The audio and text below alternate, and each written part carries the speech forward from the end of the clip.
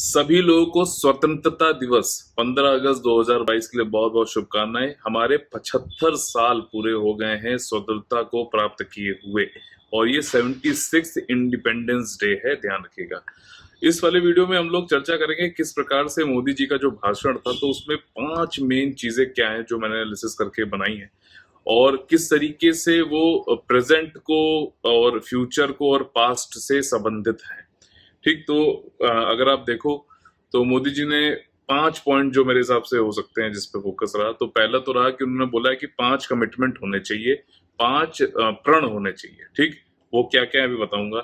साथ ही साथ उन्होंने बताया कि दो जो है ट्विन चैलेंजेस बहुत बड़े जो है हमारे लिए एक दिक्कत करने वाले हैं, उसके बारे में बताया है। साथ ही साथ कोई नई स्कीम नहीं इस बार अनाउंस हुई 15 अगस्त को, वैसे मोदी जी करते थे। और इसी ये तीसरा पॉइंट है, इसी में आत्मनिर्भर भारत पे उन्होंने काफी ज्यादा जो है फोकस किया। ठीक, तो वो भी चीज बताऊंगा कैसे है। साथ ही साथ जो है उन्होंने एक संघवाद यानी कि फेडरलिज्म पे बात करी कि किस प्रकार से राज्यों को जो है अब अपने एटीट्यूड को, अप्रोच को चेंज करना चाहिए। ये जो है चौथा पॉइंट था। और पांचवा पॉइंट था कि किस प्रकार से हमारे जो फ्रीडम फाइटर्स रहे हैं, चाहे वो मॉडरेट्स रहे हों, ठीक, नरमपंथी इसको बोलते हैं, ठीक, या फिर रेवोल्यूशनरी टेररिस्ट रहे हों, जिनको हमारी एनसीईआरटी में रेवोल्यूशनरी टेररिस्ट का शब्द दिया गया है। ठीक, तो उनके भी बताया। और साथ ही साथ जनजातीय, जो अनुसूचित जनजाति हैं, ट्राइबल वाले हैं, हमारे देश में जो ट्राइबल रिवोल्ट्स हैं, ट्राइबल्स का क्या कंट्रीब्यूशन रहा है, उसके बारे में भी उन्होंने इसमें जिक्र किया। तो देखिए, जो ये 5 पॉइंट हैं उसमें से जो पास्ट, अब मैं बताता हूँ कि किस किस चीजों पे उन्होंने फोकस किया है। ठीक है, तो इसमें पहला तो है कि पास्ट अगर देखें, भूतकाल में, तो फ्रीडम फाइटर्स वाली जो उन्होंने बात कही, जिसमें चरमपंथी, नरमपंथी जैसे मॉडरेट्स थे, आपके गांधी जी हो गए, अरविंदो घोष हो गए, ठीक है, आपका सुभाष चंद्र बोस, ठीक, और जो है ये फिरोज मेहता, ठीक है। साथ ही साथ जो है अंबेडकर जी की बात करी गई, उन्होंने उन्होंने जो है वीर सावरकर की बात करी, लाल बहादुर शास्त्री, तो इन सब की बात करी। वहीं अगर आप उधर देखो तो जो रेवोल्यूशनरी टेररिस्ट बोला था, जो कि एक बहुत ही, मुझे लगता नहीं सही शब्द होगा यूज करना, ठीक, तो एक ऐसी एक युवाओं की पीढ़ी थी, इसमें भगत सिंह थे, आपके राजगुरु, सुखदेव, चंद्रशेखर आजाद, ठीक, तो ये सब लोग थे, तो उनका भी नाम लिया गया मोदी जी के द्वारा। तो ये सब फ्रीडम फाइटर्स हैं, ठीक है, फ्रीडम फाइटर्स। साथ ही साथ उन्होंने ये भी बताया कि जो हमारे ट्राइबल्स हैं उनका भी कंट्रीब्यूशन है, सिद्धू कानू का देख लो, बिरसा मुंडा का देख लो, आपका जो है अभी सीताराम राजू, ठीक, गोविंद गुरु की बात करी। तो ये अभी सीताराम राजू से संबंधित हम लोग ने पढ़ा भी था करंट अफेयर में अपने, तो ये सब भी उन्होंने बात की। तो ये पास से जो है संबंधित था, जो उनके भाषण में हमें दिखा। ठीक, अब अगर प्रेजेंट की बात करें या फिर थोड़ा पीछे पास्ट की बात करें, तो उन्होंने आत्मनिर्भर भारत पे जो है फोकस किया, जिसमें कि इस बार जो है आपको पता है कि आर्टिलरी गन्स भी जो चलाई गई, ठीक, 21 जो है तोपों की सलामी ऐसे दी जाती, तो आत्मनिर्भर भारत के मिशन के अंतर्गत अटाग्स जो बने हैं, एडवांस्ड टोर्ड आर्टिलरी गन सिस्टम जिसको बोलते हैं, तो 21 वो चलाई गई। तो ये इसमें उन्होंने बोला भी कि हमारे यहाँ जो है ये आत्मनिर्भर भारत का एक प्रतीक है कि डिफेंस में हम लोग सिर्फ अपने आप बना भी रहे हैं और हम एक्सपोर्ट भी कर रहे हैं। ठीक, तो ये बात थी। साथ ही साथ इसी पॉइंट में अगर हम जोड़ें तो कोई भी स्कीम नई लॉन्च नहीं करी गई। अगर 2014 में आप देखो तो बहुत सारी स्कीम, जनधन योजना, ठीक है, आपका प्लानिंग कमीशन हटा दिया गया था, नीति आयोग को लाया गया था, और आपकी जो है कई सारी योजनाएं, आदर्श ग्राम लाया गया था, ठीक है, बहुत सारी थी। तो उसी प्रकार से 2015 में भी किया गया था, लेकिन इस बार कोई भी नई स्कीम नहीं बोली गई। तो इससे पता चलता है कि भाई ऑलरेडी कोविड से हम लोग थोड़ा रिकवर हो रहे हैं, तो इतना ज्यादा वो है नहीं। और जो कुछ करना है कंसोलिडेट करो, जो स्कीम ऑलरेडी चल रही है उनको जो है बेहतर बनाओ, उनको ज्यादा एफिशिएंट बनाओ। तो उसी में आत्मनिर्भर भारत पे काम किया जा रहा है। आत्मनिर्भर भारत इज जस्ट लाइक कि इम्पोर्ट सब्सटीट्यूशन, जो चीजें हम इंपोर्ट करते हैं वहाँ उन चीजों को इंपोर्ट न कर कर हमें स्वदेशी रूप से जो डोमेस्टिक एंटरप्राइज है उनको मजबूत करो, और वो लोग वो सारी गुड्स जो चीजें हैं हम अपने आई बना लें। तो ये चीज जो है प्रेजेंट वाले में आ जाएगी। प्रेजेंट वाले में ही एक चीज आएगी कि कम्पिटिटिव कोऑपरेटिव फेडरलिज्म, या फिर ऐसे कहें कि जैसे नीति आयोग को बनाया गया था तो उसका एक बड़ा जो रोल है वो है कि कोऑपरेटिव फेडरलिज्म होना चाहिए, ठीक है, मतलब सहयोग होना चाहिए संघवाद में। अब सहयोग संघवाद में क्या है कि जो यूनियन है जैसे केंद्र है और जो राज्य है उनके बीच में भी सहयोग होना चाहिए और राज्यों के बीच में भी, अलग अलग राज्य है, यूपी का, एमपी से, एमपी का महाराष्ट्र से, उनके बीच में भी सहयोग होना चाहिए। ये होता है कोऑपरेटिव फेडरलिज्म, जो और कोऑपरेशन से हम लोग काम करेंगे, ठीक, किसी को एक दूसरे को दबा कर जो है वैसे नहीं काम किया जाएगा जैसा पहले होता था प्लानिंग कमीशन के टाइम पे, ऐसा इस सरकार का कहना है। तो अब देखिए यहाँ पर मोदी जी ने एक कहा है कि देखिए कोऑपरेटिव फेडरलिज्म से हमें अब थोड़ा सा आगे और जाना पड़ेगा, हमें कोऑपरेटिव कॉम्पिटिटिव फेडरलिज्म की तरफ जाना पड़ेगा, ठीक। तो पहले कॉम्पिटिटिव फेडरलिज्म सिर्फ होता था, ठीक, फिर कोऑपरेटिव फेडरलिज्म लाएंगे, अब फिर से जो है उसी में कोऑपरेशन के साथ साथ कंपटीशन भी लाना है। जैसे मान लीजिए कोई एक राज्य है जो अच्छा कर रहा है किसी भी चीज में, ठीक, तो दूसरे को जो है भी उसमें एक थोड़ा एक हेल्दी कंपटीशन की भावना लाना है कि उसे भी ये सोचना है कि नहीं यार मैं भी उससे अच्छा कर सकता हूँ, करूँ। तो इससे क्या है कि ओवरऑल सब लोग सोचेंगे, थोड़ी कंपटीशन की भावना आएगी तो सभी लोग अच्छा करेंगे तो पूरे देश की उन्नति होगी, ठीक। तो हमारे 3 पॉइंट हमने कवर कर लिए, पास्ट और जो है प्रेजेंट के। पहले पास्ट वाला कौन सा, तो जो फ्रीडम फाइटर्स का जो हमारा कंट्रीब्यूशन है उसके बारे में मैंने बताया। फिर इस वाले में कि प्रेजेंट में अभी क्या है कि कोई स्कीम लॉन्च नहीं करी गई है, आत्मनिर्भर भारत पे पूरा जो है जोर है, फोकस है, ठीक। और तीसरा इसी में था कोऑपरेटिव कॉम्पिटिटिव फेडरलिज्म की तरफ बात करी जा रही, ये है प्रेजेंट की सिनेरियो।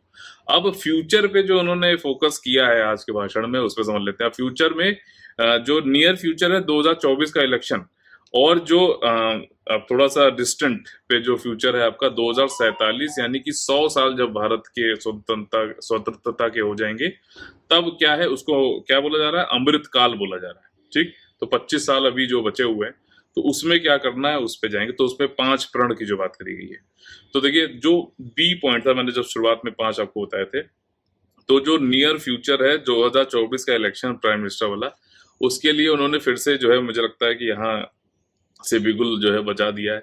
और उन्होंने कहा कि 2 चैलेंजेस ऐसे हैं जिन पे हमें फोकस करना है, देश हमारा जिससे हमें निपटना चाहिए, ट्विन चैलेंजेस। एक तो उन्होंने लिया है शब्द जो है करप्शन, और दूसरा लिया है जो बोला उन्होंने चैलेंज, वो है नेपोटिज्म, यानी कि भाई भतीजावाद, ठीक। उन्होंने डायनेस्टी का भी शब्द लिया। अब वही चीज है जो पहले 2014 में थी, वही चीज देखिए अभी 8 साल बाद फिर से वही बात हो रही है कि करप्शन बहुत है।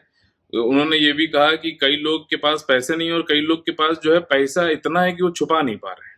जैसे कि अभी वेस्ट बंगाल में आपने देखा, ठीक, दिल्ली के कुछ मिनिस्टर्स का जो है कर रखा है। तो ये सारी चीजें हैं, तो करप्शन फिर से जो है उन्होंने एक फोकस मुझे लग रहा है 2024 के लिए है। और नेपोटिज्म डायनेस्टी, आप समझ ही रहे हो कि आपका जो है कोई भी भाई भतीजावाद नहीं होना चाहिए, कोई डायनेस्टिक वाली चीज नहीं होनी चाहिए। लोकतंत्र है, लोकतंत्र में सभी को जो भी जो है लोगों की सेवा करेगा उसको पूरा मौका मिलना चाहिए। तो उस प्रकार से 2024 पे फोकस रहा। और इसके बाद जो उन्होंने एक डिस्टेंट और 100 साल जब हमारे पूरे हों, तो जो आज का युवा है, उन्होंने बोला कि जो आज का युवा है 25 साल का, वो 50 साल का होगा जब 2047 होगा, ठीक। 2047 में हमारे देश के जो है स्वतंत्र हुए 100 साल हो जाएंगे।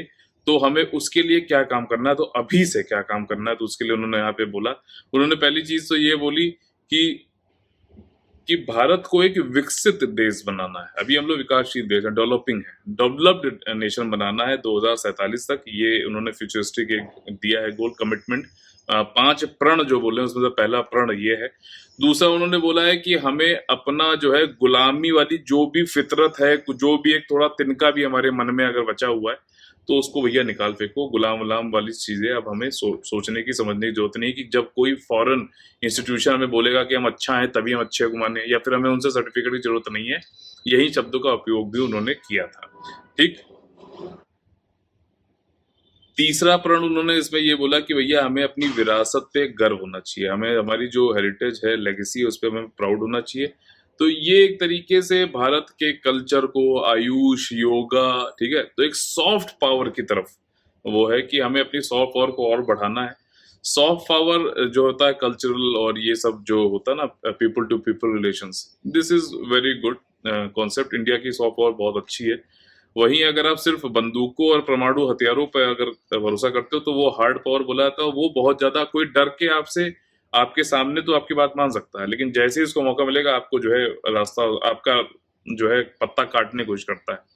तो वो इतनी सस्टेनेबल नहीं है। तो सॉफ्ट पावर की बात यहाँ पर जो है उन्होंने करी कि हमें अपने विरासत पे प्राउड फील होना चाहिए। हमें एक गर्व होना चाहिए कि हम भारतीय हैं, और हम जो है हमारी क्या कैसे-कैसे हम लोगों ने पहले साइंटिफिकली भी, आपका डेमोक्रेटिकली भी, एडमिनिस्ट्रेशन में क्या-क्या चीज़ें हम पहले जो कर चुके हैं, जो बाहर के लोग आके हमें सिखाते थे कि हम तो कुछ जानते ही नहीं है, जैसे कि ब्रिटिशर्स ने किया या जो भी है। तो ये चीज़ है। चौथा प्रण जो उन्होंने बोला कि हमें हमारे देश 75 साल में कई सारे अप एंड डाउन्स आए, लेकिन फिर भी हम जो है बढ़ते रहे, सबसे निपटते रहे। वो इसीलिए क्योंकि हम यूनिटी इन डाइवर्सिटी, ठीक है ना? इस पे जो है विश्वास रखते हैं। तो एक अनेकता में एकता वाली जो बात है, ये हमारे स्ट्रेंथ है। ये भी प्रण है कि हम इस पे भरोसा रखेंगे और इसको फॉलो करते जाएंगे। पांचवा जो है उन्होंने ये कहा है कि हर जो नागरिक है उसकी एक ड्यूटी है, उसको जो है वो ऑनेस्टी के साथ में उसको पूरा करना चाहिए। और उसमें उन्होंने लपेट लिया खुद को भी। उन्होंने कहा कि प्रधानमंत्री भी और चीफ मिनिस्टर भी इस चीज को ध्यान रखेंगे कि उनके वो भी एक नागरिक हैं भारत के, और उनको भी जो है एज ए नागरिक, एज ए सिटीजन, जो ड्यूटीज हैं उनका निर्वहन करना है विद फुल ऑनेस्टी। तो ये जो है फ्यूचरिस्टिक, जैसे पास्ट, प्रेजेंट और फ्यूचर वाला जो चीजें 5 पॉइंट मैंने जो बताए, ठीक, तो उसको उन्होंने फोकस किया है। पहले फिर से बताया तो 5 प्रण जो उन्होंने बताए, 5 कमिटमेंट्स। फिर उसके बाद जो है उन्होंने बताया कि ट्विन चैलेंजेस, दूसरा जो पॉइंट है मेरे हिसाब से उन्होंने फोकस किया। तीसरा है फेडरलिज्म, कोऑपरेटिव कॉम्पिटिटिव फेडरलिज्म पे उन्होंने फोकस किया। चौथा है आपका कि कोई भी नई स्कीम इसमें इस बार लॉन्च नहीं करी गई, कोई नहीं लॉन्च करी गई। आत्मनिर्भर भारत पे ज्यादा फोकस किया गया है। और पांचवा जो है कि हमारे जो फ्रीडम फाइटर रहे हैं उनका जो कंट्रीब्यूशन है उसको हमें जो है हमेशा याद रखना चाहिए। तो इस तरीके की एक छोटी सी एनालिसिस थी आप लोगों के लिए, जो कि एग्जाम पॉइंट ऑफ व्यू से भी और एज ए जर्नलिस्टिक भी आपको ये पता होना चाहिए कि हम किस तरफ बढ़ रहे हैं, यूथ हमारा आगे क्या करने वाला है। अच्छा, 25 साल का उन्होंने जिक्र किया कि 25 साल से वाले जो बच्चे हैं, जो अभी लोग हैं, यूथ है, वो 50 साल के हो जाएंगे। जब देश के आजाद हुए 100 साल होंगे, तो अमृत काल को बोलना है ये। तो अभी इसको देखो तो 28 साल हमारी जो यूथ का जो एक एवरेज एज है वो 28 साल है, जो डेमोग्राफी उसके हिसाब से, जनसांख्यिकी इसको हिंदी में बोलते हैं। तो ये इन्होंने इन सब सारी बातों पर यहाँ पे फोकस किया, काफी कैलकुलेटेड, और हर चीज पे जो है उन्होंने यहाँ पे फोकस किया है, हर चीज पे हिट किया है, पास्ट, प्रेजेंट, फ्यूचर, अपोजिशन, और क्या जो है यूथ को एक डायरेक्शन होनी चाहिए। और ये सारी चीजें बहुत ज्यादा इंपॉर्टेंट हो जाती हैं। क्यों? क्योंकि ये हमारे 75 साल के स्वतंत्रता दिवस के उनके संबोधन में ये कहा गया है। और इसको सिर्फ एक थोड़ा मैक्रो व्यू उन्होंने लिया है, ठीक है ना? मैक्रो व्यू लिया है इसमें, जिसको हम लोग जो है कहते हैं समष्टि, मतलब एक मैक्रो पूरा। पहले वो क्या करते थे कि काफी माइक्रो व्यू भी लेते थे 15 अगस्त वाले में, लेकिन इस बार ओवरऑल एक दिशा दिखाने की बात करी गई है इसमें। तो ठीक है। और इस 75वें साल की वजह से और 15 अगस्त की स्पीच की वजह से पूरी दुनिया की निगाहें भी इसमें होती हैं, तो ये इशू काफी अब आगे तक जो है रहने वाले हैं। ठीक, तो चलिए इसी तरीके की वीडियो के साथ में फिर से आप लोग साथ जो है मिलेंगे हम लोग। तब तक के लिए आप लोग से लेते हैं अलविदा। जय हिंद, जय Bharat, all the very best, Vande Vande Mataram.